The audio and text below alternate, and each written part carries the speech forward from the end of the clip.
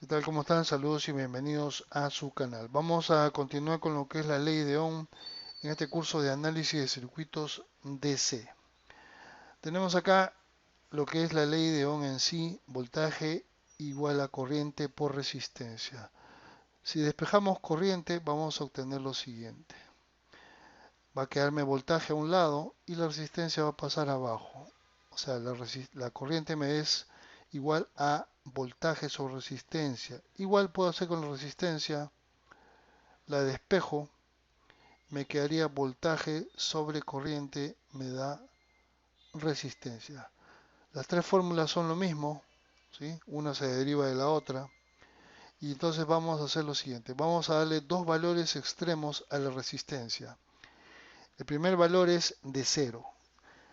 Tenemos acá una fuente de alimentación con sus dos bornes, ¿sí? Conectamos un cable cuya resistencia es cero. Y la forma de calcular esto que llaman cortocircuito es la siguiente. El voltaje sabemos que es I por R, pero R es cero, así que el voltaje también va a tener valor de cero.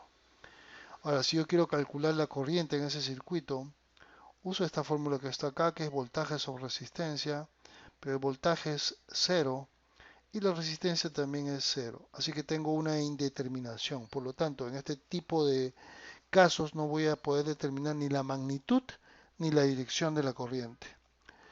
Luego, por otro lado, tengo acá lo que es un circuito abierto, donde se considera que entre borne y borne de la fuente de alimentación tengo una resistencia infinita, ¿sí?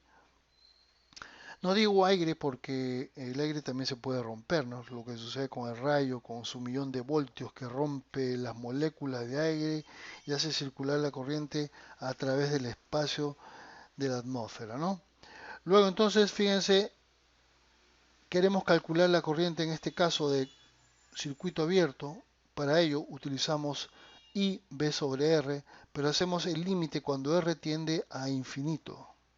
Cuando B sobre algo que se hace muy grande, va a hacer que todo el resultado tienda a cero. Es decir, la corriente es cero. Es lógico, ya que la corriente no pasa, no atraviesa el vacío, y entonces la corriente se hace cero.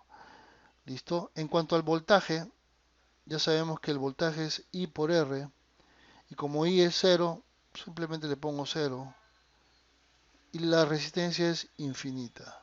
¿Cuánto es cero por infinito? No lo sabemos. Es decir, no puedo determinar qué valor tiene el voltaje ni qué polaridad. ¿Sí? Ese es cuando es circuito abierto. Pero esto está supeditado a algo. Teóricamente estamos asumiendo que esto es una fuente de alimentación ideal, ¿sí? Y además, una resistencia cero no existe en la naturaleza. A pesar de que existan los superconductores, siempre hay una resistencia, ¿sí? Luego tenemos acá el circuito abierto y si nos damos cuenta cuando hemos medido a ver si había corriente en nuestra casa, queremos saber si tenemos voltaje porque algo no está funcionando, lo primero que hacemos y que debemos hacer siempre es medir a ver si donde está enchufado tiene voltaje o no. Así que coloco mi multímetro, disculpen, coloco aquí una pata y el otro cable por acá, y con el cable azul. Y luego me pongo a medir. Pongo a medir acá la cantidad y en el display me va a salir un número XXX, ¿sí? Y lo saco y lo vuelvo a medir, siempre me va a medir el mismo valor o casi el mismo. El hecho es que esto sucede porque la fuente de alimentación no es una fuente ideal, si no ocurriría esto, ¿no? Que no podría medir el voltaje, ¿correcto? Ya que entre este punto y este punto estoy asumiendo una resistencia infinita, aunque no lo es para el voltaje que estoy aplicando, sí, ¿sí? Ya que este no va a poder atravesar el aire. Luego vamos a observar por aquí un potenciómetro. Un potenciómetro es una resistencia variable. Hay un montón de formas de potenciómetros, ¿sí?